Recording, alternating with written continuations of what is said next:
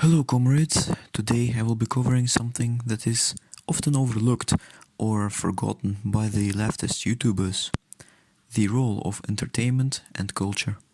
Let's begin with entertainment first. Before the bourgeois regime was established, entertainment was one-of-a-kind thing.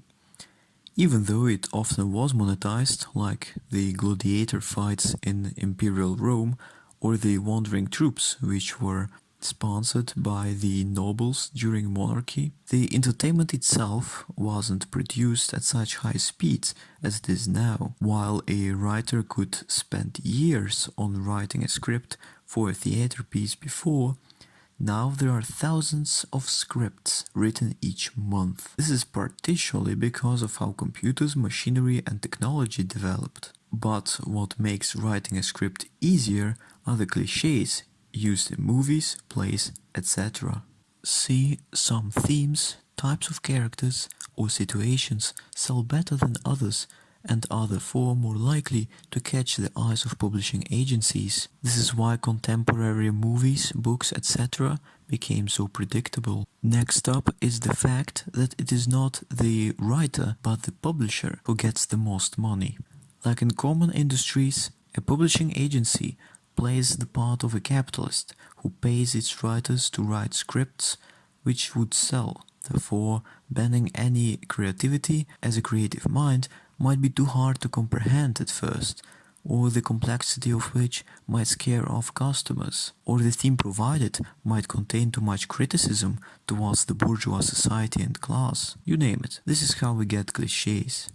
However, it doesn't really stop there. Be it a singer, an actor or actress, a carpenter who makes the backgrounds for a play, a cameraman or camerawoman, a person who sets up the lights for a scene or is responsible for getting the right outfits, all of their wages make only a small fraction of what the publishing company gets.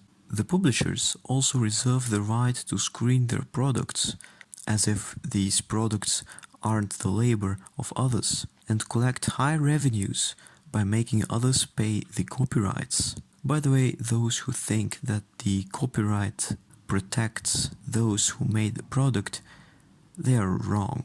Be it a song, a game, a play or an anime, the copyright protects no one and is used by the publishers to ensure profits. Next up is culture.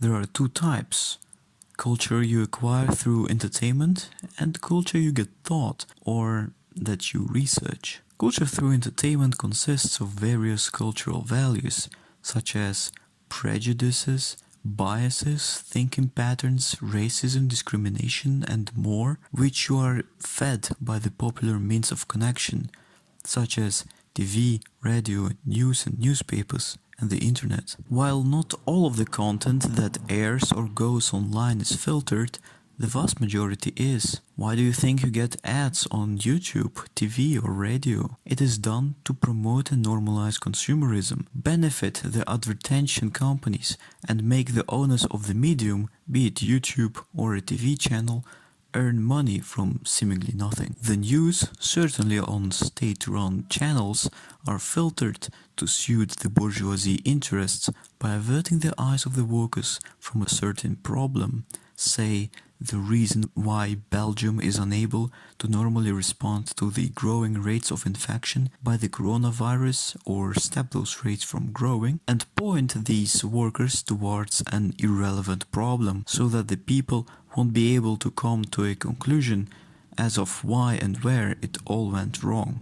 Culture through research consists of cultural values which you are taught by your parents surrounding social environment, school, university, work, or a trip to a museum or a library. Unlike the previous type of culture, this one is less likely to be directly influenced and controlled by the bourgeoisie.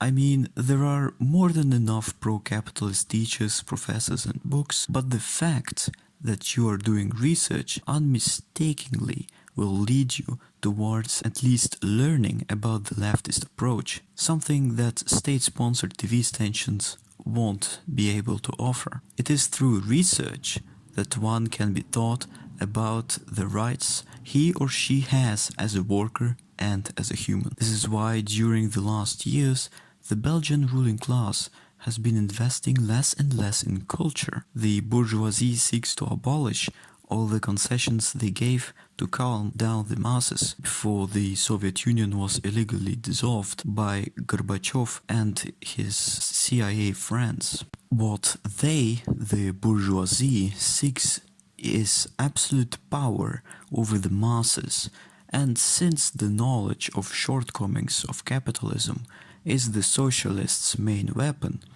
they try to take it away. As it stands, entertainment has a large role within the capitalist system. It is used to literally brainwash workers within the system into believing everything they are being told and do anything the CEOs and shareholders desire. If this is not the system you would like to live in, I highly recommend uniting into leftist groups and contact other leftist groups.